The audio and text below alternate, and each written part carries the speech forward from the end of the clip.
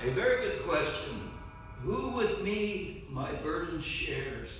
And we do have a burden today. It's called the coronavirus, and everyone is so concerned about that. So we have a word from God's holy word, the Bible, today, right here at Franklin Square United Methodist Church. Welcome. We hope that you get a blessing from this service. We know that this is a confusing, anxious, hectic, constantly shifting time. We've seen the governor on TV. We know that 26 million kids are out of school. We've had 60 deaths right here in this country. So what are we to do? The Bible says in 1 Peter chapter 5, cast all your anxiety upon him because he cares for you. And that him is Jesus. A little further exposition of that thought comes from 1 Peter 5, 6, and 7. Humble yourselves, therefore. The question, what are we to do in times like these? Humble yourself, therefore, under the mighty hand of God, that he may exalt you at the proper time. And then hear our thought for today. Casting all your anxiety upon him because he cares for you. We should also remember that God is faithful to keep his promise of the Holy Spirit's presence with us.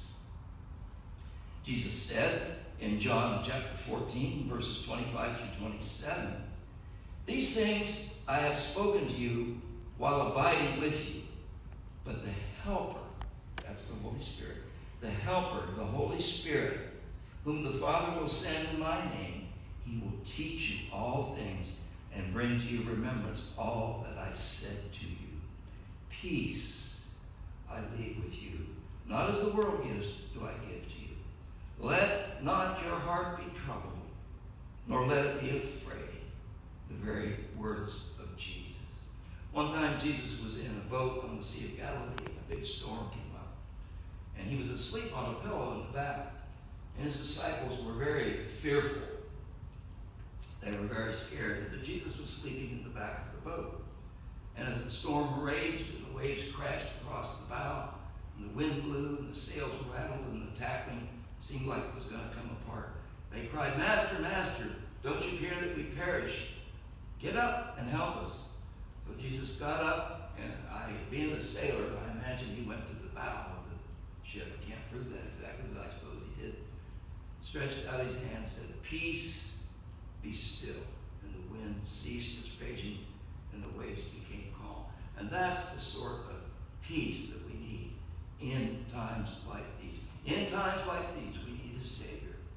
And Jesus is the only Savior of all history, the greatest Savior of all time. Peace be still, he said. And he can save you. He can calm our nerves. He can settle us down. He can give us blessed assurance. He's the Prince of Peace, Lily of the Valley, the King of Kings, the only wise God. He is our Savior. Well, the Holy Spirit will even follow us through the shadow of the valley of death. Psalm 23. And then in Romans, we have this terrific saying, this idea that is so comforting. The Apostle Paul says in the book of Romans, in the 8th chapter, the 28th verse, we know that God causes all things to work together for good to those who love God, to those who are called according to his purpose. God has this calamity under control. God is with us. And although I don't believe that he caused the virus, but he will help us through it. Since the fall of Adam and Eve, Christianity teaches that we live in a fallen world. Therefore, we have disease. But God works all things together for good to those who love him and are called according to his purpose. Be one of those people. Get your peace. See the thread of continuity through all of this. Although we miss you here at the empty sanctuary that we were told and asked, please not congregate today, so we didn't. So this is a very small crew here today. That's why we're coming to you live, streaming to you live. We miss you, but we don't want you to worry. Philippians 4 and 6 and 7, the Apostle Paul says, be anxious for nothing, but in everything, by prayer and supplication, with thanksgiving, let your requests be made known to God, and the peace, that's what we want from you today, the peace of God. We heard the governor talk. We heard the governor's health administrator talk. They're nice people, and they have a lot of good information. But what we need today is the very peace of God himself, which surpasses all comprehensions and will guard. That word guard there is like putting a soldier, guard soldiers around your hearts and your minds in Christ Jesus. In Christ Jesus. We always give an invitation at this church.